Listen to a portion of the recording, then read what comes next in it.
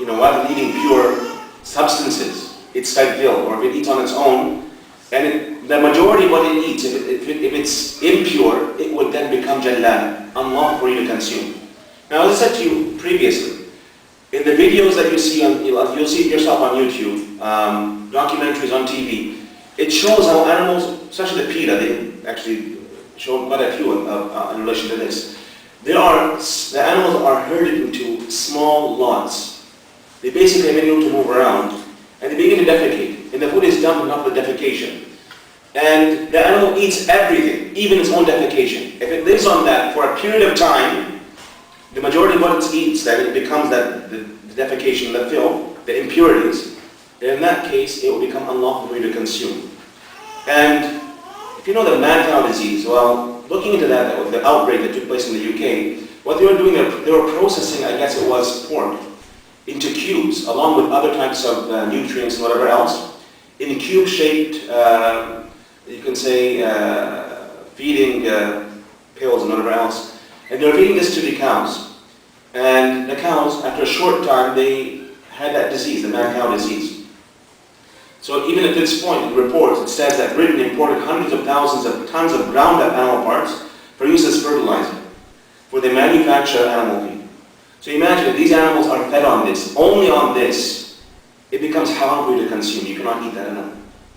Even if it's slaughtered properly, it becomes haram for you, because it's an impure animal. And Allah Jalla wa Ala mentions to us that we are to eat of the pure things. Rasulullah said that we have been ordered with what the prophets have been ordered, that we eat of the pure and put aside what is impure. So this is an important issue here, that it is to be avoided completely, the jalala.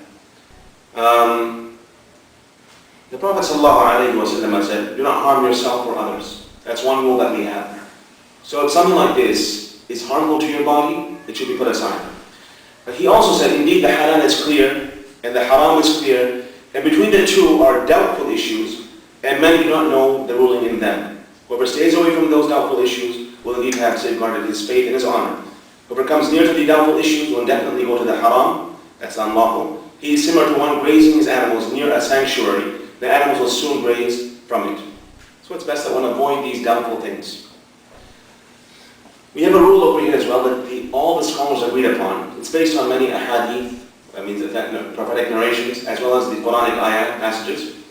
It states over here, إِذَا اجْتَمَعَ حَاضِرٌ وَمُبِيحٌ قُدِّمَ جَانِبِ الْحَضَرَ عَنِ الْإِبَاحَةِ. When haram and halal mix, the haram is given priority over the halal. It is taken from the previous hadith, the two hadith that I mentioned, and other texts as well. So now we look at this now. Did the animal die before it was processed? Before you go ahead and take a bite of the Angus beef burger or whatever else? Did the animal die before it was processed? That's one thing to keep in your mind. Was it a kitabi or a Muslim that slaughtered it? Was the meat mixed with animals that died during the process? Was the meat mixed with pork in the process? Because this is something that I found as well interesting. They said when the beef is all ground up and prepared for burgers and whatever else, if there's some pork left over, at times we mix the pork with the beef. A small portion of pork, so it's a large amount of beef and a small portion of pork. We mix the whole thing together and then process it in that manner.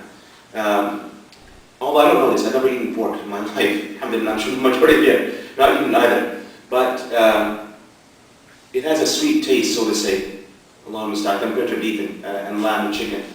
It's sweeter than the other meats. And this was witnessed in parts of the Arab world where they said that they tasted that the beef was a bit sweet. It was imported from North America, patties and whatever else. So you got to be careful, subhanAllah. The last question over here, was the animal a jallala upon its processing? Many times it is. So these are all issues that would put doubt in your mind as to what is processed over here in the West in terms of fast food and whatever else we have in the, for example, superstore and whatever else. Now the conclusion, pretty clear. I said that it's after this research, considering all the points taken, that we have halal alternatives, so why would you resort to anything besides the halal? Now moving on, the brothers also asked me to talk about three other issues. We're going to cover them inshallah. The first, and this is something that's very important, vanilla extract.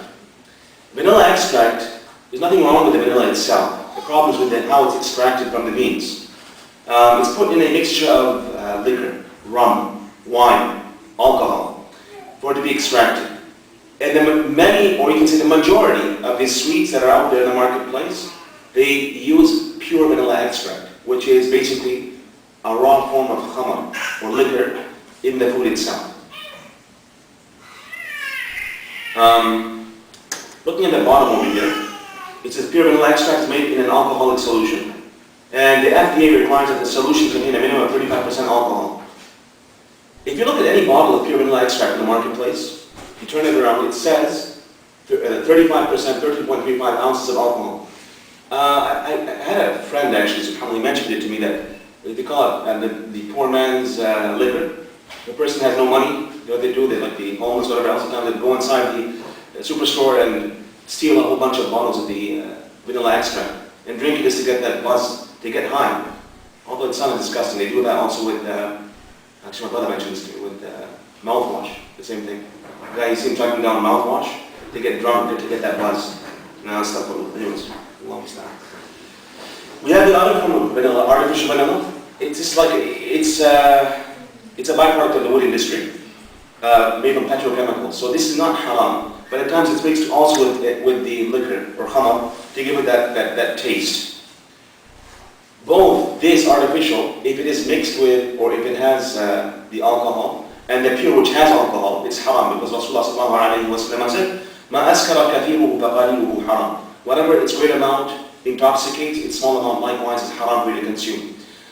And the problem here, the majority of the sweets out there do contain pure vanilla extract or artificial vanilla extract that has alcohol in it. You have one other form, it's called the natural vanilla extract, because the bottle over there will be written alcohol free, same taste, but it's a bit more expensive. That's available as well. So if you need to have vanilla in your foods and whatever else for baking and other needs, you can resort to that type and avoid the previous two types because it has alcohol. Now,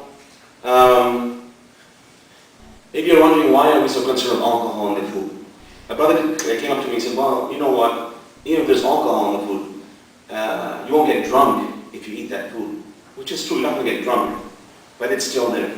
The issue goes back to something else. Whether or not liquor, alcohol, is a pure substance or an impure substance. There is a khilaf.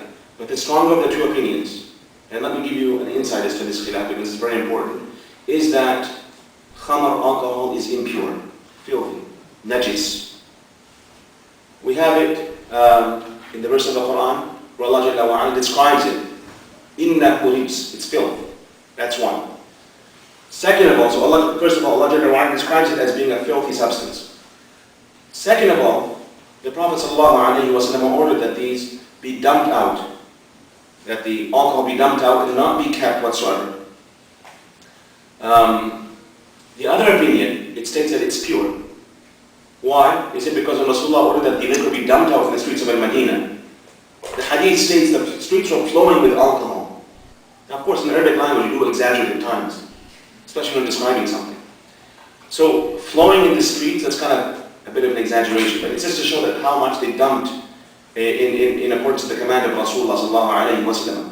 Meaning no one hesitated whatsoever to dump it out, whatever they had. Their stashes all poured out in the street. So the ulama, they say, well, since it was dumped in the street, they would have had to walk in it. So when they walked on it, and they would pray in their shoes. That's true, they would not take off their shoes when they prayed. They would pray in their shoes. So they said when they walked in the khamar, and it was flowing in the streets of Medina, when they got to the masjid, Rasulullah didn't tell them to take off your shoes, which tells you that it's pure. Now, of course, if you look at the whole ayah, the proof over here, it doesn't make much sense because the masjid is not beside their homes. It was a bit of a distance. And they'll be walking over earth, land, sand, to get to the masjid. So as they're walking, the pure land that they're walking over would purify and remove the impurities from their feet. So when they get to the masjid, their feet would no longer be wet or soaked with liquor. It would just be dry. That's it. SubhanAllah, and the heat over there, you can imagine things dry quite fast and rapidly, SubhanAllah. So it's an impure substance, it's filthy. That's why we're so concerned with it. That it should not be in the food that you eat or in that you consume because it's najis, it's filth.